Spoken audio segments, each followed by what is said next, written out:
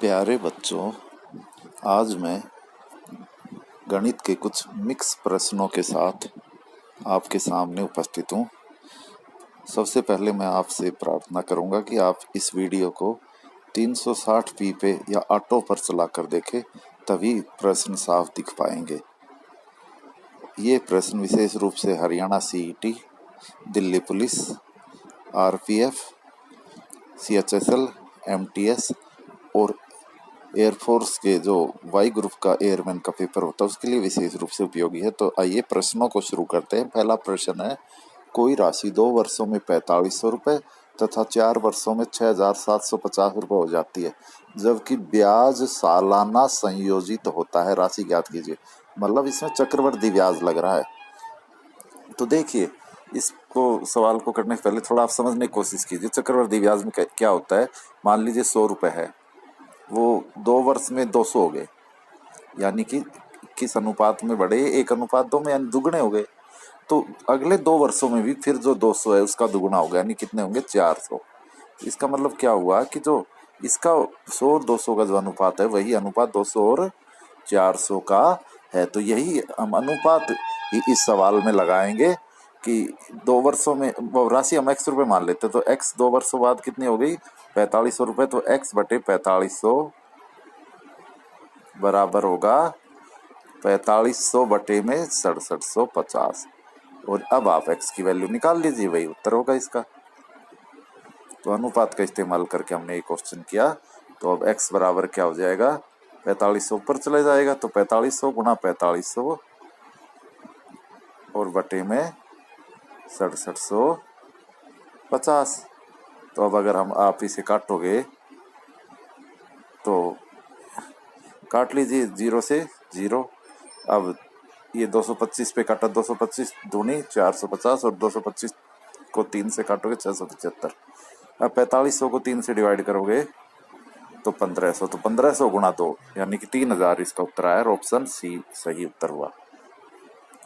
अगला प्रश्न है, 375 के फैक्टोरियल में अनुगामी शून्य बताइए। मतलब 375 का फैक्टोरियल यदि हम ज्ञात करें, मतलब 375 गुणा 374 या 1 से लेकर 375 तक की संख्याओं गुणा करें, 1 गुणा 2 गुणा 3 गुणा 4 ऐसे 375 तक, तो उनमें जो पीछे जो ट्रेलिंग जीरोज होंगे वो कितने होंगे।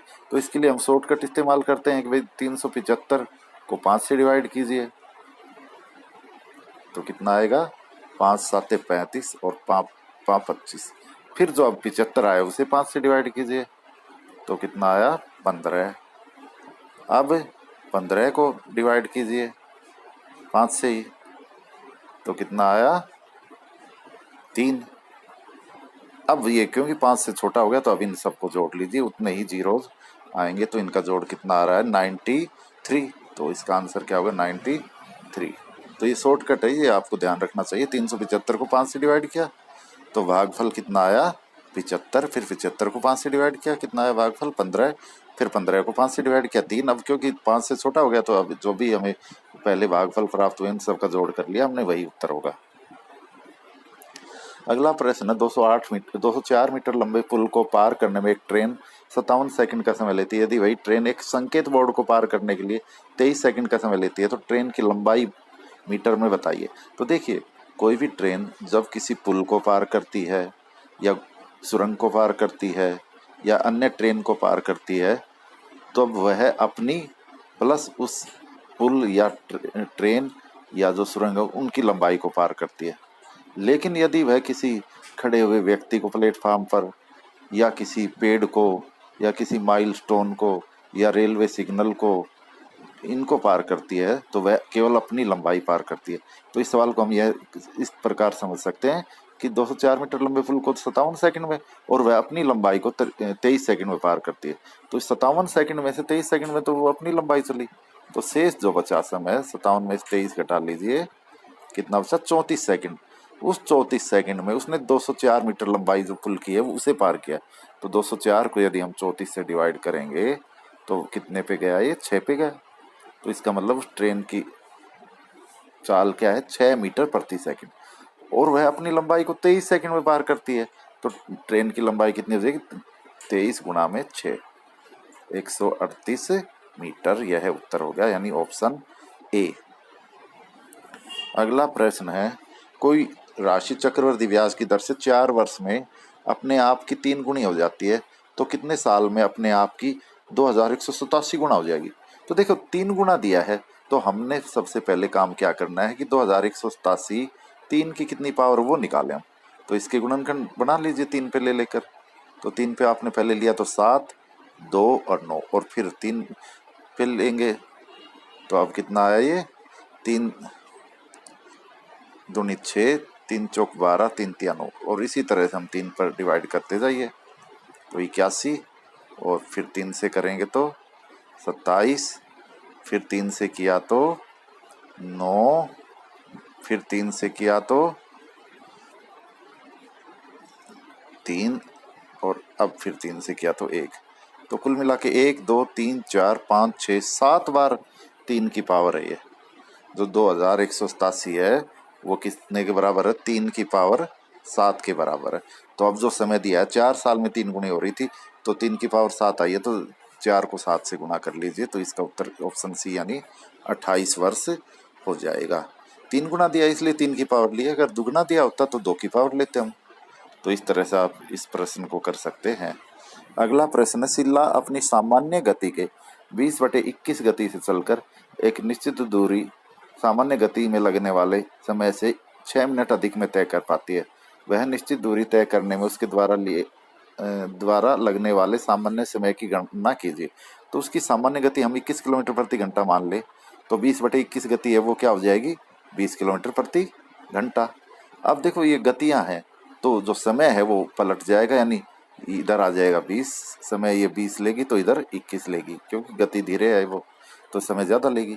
अब इनका अंतर कितना? 1, 20 और 21 का, और वो बराबर सवाल में कितना दिया है? 6 मिनट।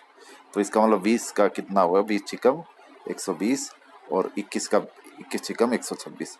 तो यानी जो सामान्य गति उसकी 21 किलोमीटर प्रति घंटा हमने मानी थी, उसमें लगने वाला समय कितना होगा? 120 मिनट, यानी ऑप्शन बी इसका उत्तर होगा।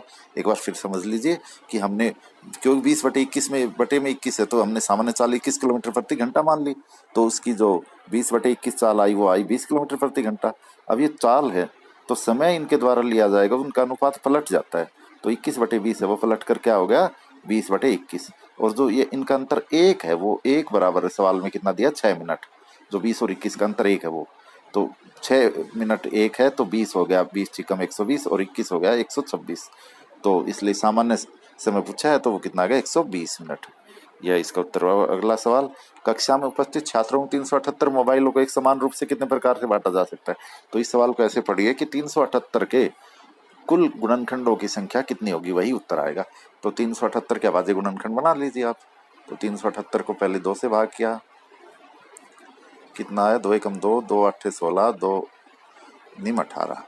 अब ये 3 पे जा रहा है, 6 3, अब फिर 3 पे जा रहा है, तो कितना आ गया? 21, और फिर 3 पे जा रहा है, कितना आ गया? 7, और फिर 7 पे जाएगा। तो इसके गुणनखंड क्या बन गए? 2 की पावर 1, यानी 2 अकेला ही है, गुणा में 3 की पावर 3, और 7 अकेला है, 7 की पावर 1। ये अभाज्य गुणनखंड बने 378 के। तो इसके कुल गुणनखंडों की संख्या हमने ज्ञात करनी, तो पावर में 1 1 जोड़कर उनकी गुणा कर लीजिए।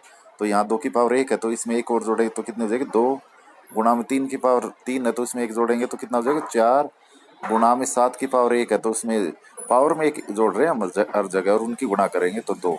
तो इनकी गुणा कर लीजिए, उतने ही गुणनखंड बनेंगे, और उतने ही तरीकों से हम इसे बांट सकते हैं। तो 2 चौक 8, 8 दूनी 16 इसका सही उत्तर हुआ। अगला प्रश्न देखिए, चक्रवृद्धि ब्याज और साधारण ब्याज पर 2 वर्षों के लिए निवेश की गई समान राशि पर चक्रवृद्धि ब्याज अर्जित ब्याज के बीच का अंतर 76 रुपये। यदि ब्याज दर 4% वार्षिक हो तो निवेशित राशि गणना कीजिए। तो इसके लिए हम जो मूलधन ज्ञात करना है पी, उसके लिए शॉर्टकट हम लगाते हैं 100 गुणा 100 गुणा में अंतर।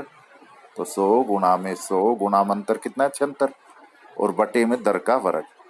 तो दर है 4, तो 4 का वर्ग ले लीजिए, 4 गुणा 4। अब आप काट लीजिए, यहाँ 19 पे गया, और इसको 4 से काटा 25। अब इनकी आप गुणा कर लीजिए, तो 19 और 25 की गुणा आती है 475, और फिर 2 जीरो 100 से गुणा करेंगे तो पीछे लग जाएंगे, तो 47,500 रुपये इसका सही उत्तर आया, ऑप्शन बी।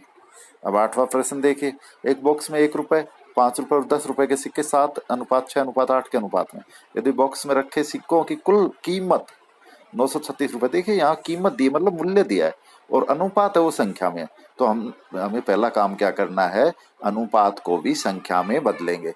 तो हमारे पास 1 रुपए वाले हैं, 5 रुपए वाले हैं और 10 रुपए वाले हैं, और उनकी जो संख्या में अनुपात है वो हमें जो दिया गया है वो कितना दिया है, 7:6:8। तो इसे मूल्य में बदलिए। अब मूल्य में कैसे बदलेंगे आप, 1 रुपए वाले 7 सिक्के हैं, मतलब संख्या मतलब 7 सिक्के हैं, तो कितने रुपए बने, 7 एकम 7। 5 रुपए वाले 6 सिक्के हैं, तो कितने रुपए बने, 5 × 30। 10 रुपए वाले 8 सिक्के हैं, तो कितने बने, 80। तो ये मूल्य में अनुपात आ गया हमारा। तो अब इन अनुपातों का योग करें यदि हम, 7, 30 और 80, 117 आ गया।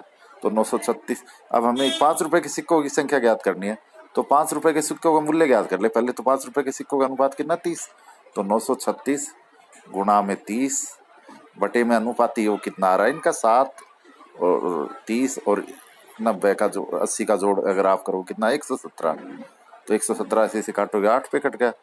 तो 8 गुणा में 30 यानी 240 रुपए के 240 रुपए हमारे पास 5 रुपए के सिक्कों के रूप में है, और हमने 5 रुपए के सिक्कों की संख्या बतानी। तो कुल 240 रुपए और 5-5 रुपए के सिक्के, तो कितने सिक्के बनेंगे, 5 से डिवाइड कर लीजिए इसे। तो 48 आंसर आ गया इसका, 48 सिक्के। ऑप्शन ए इसका सही उत्तर है। तो यही थे आज के प्रश्न।